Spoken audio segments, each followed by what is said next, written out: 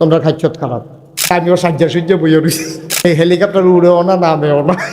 তোমরা খাচ্ছত খারাপ, তোমরা বেচ্চা সাইরেও দরিদ্র কান্দ। বুঝছেন না কথা? এক বেডিয়ে খাসি ফালছে, আদর যত্ন করে ওকে নিজের ভাতৃ বেড়ায় খাওয়াইয়া খাসিটা মশালা ফুনফুন লইছে, তেল তিল লইছে, এটারে বাজারও ব্যস্ত নিছে, বেচ্চা সেটা টেহাটুয়া লইয়া সেটা দরিদ্র কান্দ। তো যেতে কিনছে হেতে কয় কি তা কান্দ করে কয় ফরান ফুল। তো ফরান ফুললে কি তা করতাম, কয় টেহা নিলে নিছি খাসিটা দিয়ালাম। ফিটা কিরকম দেওয়ানের কথা ভাই খেয়াল করছেন না বিষয়টা? তুমি জানার মাল বেচালাইবে আল্লাহর কাছে, এরপরে আবার জানার মালের লেগে তোমার ফরান ফুরে তুমি খাসি বেচছে সেটা টেহা নিবা, এরপরে আবার দরিদ্রে বইয়া বইয়া কানবা। এই কানটা হুনে কাটা চায় কাটা, ঠিক কিনা কও? খাসি যখন বেচালে সব ফরান ফুললেও দিয়া লাগান লাগবে, ঠিক নিও? জান আমরা বেচালাইছি কার কাছে? মাল আমরা বেচালাইছি কার কাছে? আজকে আপনারা আমার গত 1 তারিখে, এই জানুয়ারি মাসের 1 তারিখ আমার মাহফিল আছিল সুনামগঞ্জ। সুনামগঞ্জ ছিল দিনের বেলা দুপুরে, রাত্রে মাহফিল হইল 2, একটা হইল চৌয়ারা আর একটা হইল 14 গ্রাম। তো সুনামগঞ্জ দুপুরে মাহফিল কইরা বাদ মাগরিব চৌয়ারা আর 14 গ্রাম কেমনে তারা কুমির ঢাকাইতে হেলিকপ্টারে নিব, ঢাকাইছেন না নামাই দিয়া দেন। 1 তারিখও হেলিকপ্টারে নেওয়া না, 2 তারিখও হেলিকপ্টারে নেওয়া না, 2 দিন কিরকম মেঘলা আছিল আকাশ, আপনার মনে হচ্ছে না? এই হেলিকপ্টার উড়েও না নামেও না। তারা হেলিকপ্টার ভাড়া ফুড়া করে বইয়া রয়েছে, আমিও সাজ্জা সূর্য বইয়া রয়েছি। হেলিকপ্টার তো আড়াইয়া না, কখন কিতা করো মাহফিল ক্যান্সেল। এখন সেই এলাকার মানুষজন তো হাজার হাজার আইয়া বইয়া রয়েছে, হুজুরে আইব, আমরা যাই সুনামগঞ্জ, আমরা কুমিল্লার অনেক লোক আছে। এখন আমি তো আর যাইতাম পারলাম না, তারা দেখে বলতে অস্থির, হুজুর আমরা পাগল বানাই লিতে আছে। পরে তারা আইসে, পরে এখন বুদ্ধি করছি আজকে এখন মাহফিল শেষ কইরা রাত্রে আল্লাহ যদি বাঁচাই রাখে দোয়া করেন হলে এই সুজার ওয়ানা দেন সুনামগঞ্জ গাড়িতে, হেলিকপ্টারের আশা করে আবার যদি এরকম আন্তারি হয়ে যেত। এখন এই রাত্রে রওনা দেন সুনামগঞ্জ, গিয়া সেটা রাত্রে ফজরের টাইমে যদি গিয়ে ফুসতাম পারি 2-3 ঘন্টা ঘুমাইয়া দিনের 11টায় মাহফিল দিছি, 1টা পর্যন্ত। আগামীকালকে আবার কুমিল্লাইয়া 2টা মাহফিল। কি যে বিপদে আছি, তোমরা তো মনে করো হুজুরে কি সুন্দর জীবনটা বাড়ি যে গিতেছে, দাদা সুন্দর মনে করছে গাড়ি দিয়ে আইয়া যায়, কি যে কারবারটা যাইতেছে আমি এনা টের পাইতে আছি। মার হাবা বলো। এখন আবার রওনা দেওয়ান লাগবো। আপনাদের কাছে দোয়া আছে, আমি আপনার ঘরের মানুষ, যত বড় হই, যত সমর্যাদা দেখ, সম্মান দেখ আল্লাহ, শব্দ আপনারা আপনারা দোয়া করছেন, আদর করছেন, আপনারা দোয়া করেন তো মুস্তাক তৈরি হয়েছে। তবে অনুরোধ, আপনি আমার ঘরের মানুষও, আপনার আমার এলাকার মানুষ, সুনামগঞ্জ যায় তারার লেগে এত দায়বদ্ধতা না, আপনাদের জন্য যত দায়বদ্ধতা আছে ওখানে আতফাও ধরে কইয়া যায়। একটা সিল্লান যদি দেওয়ান লাগে, এটা কি মানুষের পক্ষে না আল্লাহর পক্ষে? একটা কাম যদি করণে লাগে, মানুষের লাগিয়া না আল্লাহর লাগিয়া? আল্লাহ। এইটা যেন খালি মনে রাখতেন। স্লোগান দিবেন আল্লাহর পক্ষে দিবেন, ভোট দিবেন আল্লাহর পক্ষে দিবেন। কারণ আপনারা হয়তো জিজ্ঞেতেন আল্লাহ কি নির্বাচনে দাঁড়াইব? আল্লাহ নির্বাচনে দাঁড়াইতো না। আপনি চাইবেন 5 জন লোক যদি দাঁড়ায়, এর ভিতরে ভালা মানুষটা কোন? 5 জনের ভিতরে কোন মানুষটা বালা? নামাজি, চিটান না, বাটফান না, এই রাস্তার গম বেড়াইয়া, বস্তা বেড়াইয়া, বসি বানাইয়া, হাতু বানাইয়া, এরকম জোড়া বানাইয়া খায় না, এইরকম লোকটিরে বিচার 5 জনের ভিতরে ভালা মানুষটা বার করে লাই তৈব, ঠিক কিনা কন? আমি কারো পক্ষে ক্যাম্পিং করার জন্য আসি নাই, কিন্তু ভালো মানুষের পক্ষে আমার ক্যাম্পিং। আপনি দেখবেন কোন মানুষটা সৎ, কোন মানুষটা 5 ওয়াক্ত নামাজ পড়ে, কোন মানুষটা সিটার বাটফান না, কোন মানুষটা আপনি লাগাই দিয়া বইয়া বইয়া হর খায় না, চা খায় না।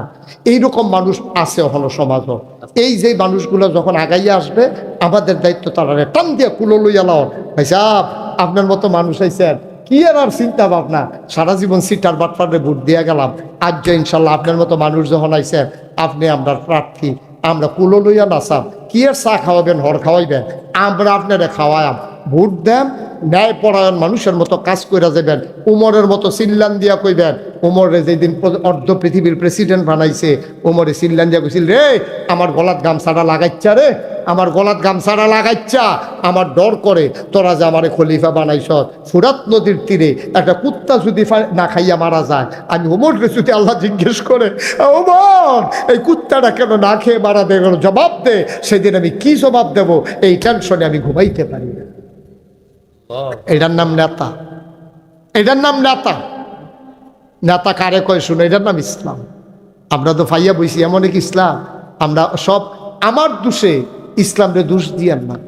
আমি মানতাম পারছি না ইসলাম বালা কইরা, ইসলামের কোনো দোষ নাই, ইসলামটা অনেক সুন্দর একটা ধর্ম, আমরা মানতাম পারছি না দেখিয়া মানুষে মনে করে ইসলাম মানি বউ কন্যান, মানুষে মনে করে ইসলাম মানি একটা বোবাসাগি, মানুষে মনে করে ইসলাম মানি মুসলমানের নমুনা খারাপ। ভাই একটা দুঃখের কথা খালি কই, ভারতের একটা মন্দিরের সামনে লেখা আছে, খুব খেয়াল করেন, এটা বুঝবেন, আমি বুঝে কইতাছি। হিন্দুদের একটা মন্দিরের সামনে লেখা, কয় এটা মন্দির, আপনি জুতা রেখে আসুন, এখানে চিন্তার দরকার নাই, এখানে জুতা চুরি হয় না। মানে কি বুঝাইছে বুঝছেন? মসজিদও জুতা চুরি হয়, আমাদের মন্দিরে জুতা চুরি হয় না, সুতরাং চিন্তার দরকার নাই, আপনি জুতা খুলে রেখে আসুন। আপনি বুঝছেন আপনারা কি নজরে দেখে? আমরা মুসলমান, আমরা মুসলমান, আর আমরা ভদ্রতা শিখাইলাম পুরো পৃথিবীরে। স্পেনের ভদ্রতা আমাদের, কর্ডোবার ভদ্রতা আমাদের, হ্যাঁ ফ্রান্সের ভদ্রতা আমাদের, আমরা সব ভদ্রতা শিখাইলাম গোটা জাতিকে। ম্যাথমেটিক্স আমাদের, জিওগ্রাফি আমাদের, আমাদের মেডিকেল সায়েন্স আমাদের, জীববিজ্ঞান আমাদের, সব আমাদের। আর আমাদের কাছকে টিটকারি মারে, এটা মন্দির, জুতা খুলে আসুন, আপনার ভয় নাই, জুতা চুরি হবে না। মানে হচ্ছে মসজিদে জুতা চুরি হয়, মন্দিরে জুতা চুরি হয় না। আসো আমরা সবাই মিলে নিজের অনুভূতিটাকে একটু জাগাই, নিজের বিবেককে একটু নাড়া দেয়। আমাকে নিয়ে কাফের বেদিনারা টিটকারি মারে, তোরা বেড়া, তোরারও একটা ধর্ম, নিজেরা মূর্তি বানাস, নিজেরা কয়দিন পূজা দিয়া নিজেরা যাইটা তোলামোলা হালাই দেস, এরপরে তোরা আমরা টিটকারি মারে। তোরারটাও ধর্ম, আমরাটাও ধর্ম, কই কিতা কইতাম না, কই ইনকাম ট্যাক্স, কই 3 কম 100, কি এর লগে কি এর লগে হাজার, রাজার লগে হাজার, দৈরার লগে এই দিই, আমরা ধর্মের লগে তোমরা তুলনা দাও। আমরা হয়তো নিজেরা ঠিক রাখতাম পারছি না। ইসলামটা যে কি জিনিস, ওই চাও গিয়া নবীর জমানায়, চাও গিয়া উমরের জমানায়, চাও গিয়া আবু বকরের জমানায়, এই দিনটা আবার ফিরে আসুক। আমরা চাই নাকি চাই না? কথা কয় না, চাই নাকি চাই না? আল্লাহ যেন কবুল করে, সবাই পড়ে না আমিন। গোনা যে হয়ে গেল, গোনা তো হয়েই গেল, যা করলাম তা তো জমা হয়ে গেছে আমল নামায়, মাফ করানোর কি কোনো ব্যবস্থা নাই? আজকে একটা লোক আমরা যাব না, সবাই মিলে গোনাগুলা মাফ করাবো। বাহালুল রহমাতুল্লাহ, উনি একটু মাজুব অবস্থা, সবাই ওনার কাজ কারবার ধরতে পারছে না। খলিফা হারুনুর রশিদের বউয়ের নাম ছিল জুবায়দা। কি নাম ছিল? জুবায়দ। যারা হজ গেছেন তারা অহনো আবার যদি যান, মনে করে আরাফার ময়দানে জাবালে রহমত জাফাহাটটা, এটার কাছে গিয়ে দেখেন এরকম একটা ড্রেইনের মতো করা আছে, এটার মধ্যে লেখা আছে নহরে জুবায়দা। জুবায়দা তৎকালীন জমানায়, খলিফা হারুনুর রশিদের জমানায় এবিডি কইছে আরাফার ময়দানও যে হজ করতে আইয়ে, ওখানে না অনেক পানি টানির ব্যবস্থা আছে, সব দিক দিয়ে সমুদ্র, নোলা পানি, মিষ্টি পানি খাইতে পায় না, উঁচু করতে পারে না। আপনি একটা নীল নদ থেকে একটা ড্রেন কইরা আপনি এটা লইয়া যান আরাফার ময়দান পর্যন্ত, যেন হাজিরা পানি খাইতে, হাজিরা উঁচু করতে সুবিধা হয়। আপনি এটা চারটিখানি কথা মনে করেন না। দুলাল ফুল ডিপ মেশিনের পানি চাললে পানি দিয়ে উত্তর পাড়া যায় না, কয় যায় না গেলে, কয় মাইদি দিয়ে একটা খেত ওসা, এটারে ডাবান লাগবো। নীল নদ থেকে শুরু করে আপনার একেবারে নহরে জুবায়দা, এই আরাফার ময়দান পর্যন্ত আইছে, কত বড় প্রযুক্তি ব্যবহার করা হয়েছে, পানিটা সুর করে টান দিয়া পড়ে। এটা চারটিখানি কথা না, মার হাবা পায় না। তখন ডিপ মেশিন নাই, মেশিনের পাওয়ার নাই, কিন্তু ড্রেনটাই করা হয়েছে ওই প্রযুক্তিতে যে পানিটা শো করে আইয়া পড়ে।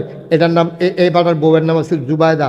জুবায়দায় বুদ্ধি দিয়া সেরা এই ড্রেনটা করাইছে, একটা নালা কইরা খালের মতো বানাইয়া পানিটারে আরাফার ময়দান পর্যন্ত আনছে। খলিফা কয় তোমার বুদ্ধি দিয়ে যখন এই কামটা আমি করছি, হাজিদেরকে এই উপকারটা করছি, তোমার নামটা আমি স্মরণীয় করে রাখতাম চাই। এই নহরটা, এই পানির নালাটার নাম দিয়ে দিলাম জুবায়দা, নাম হয়ে গেল নহরে জুবায়দা।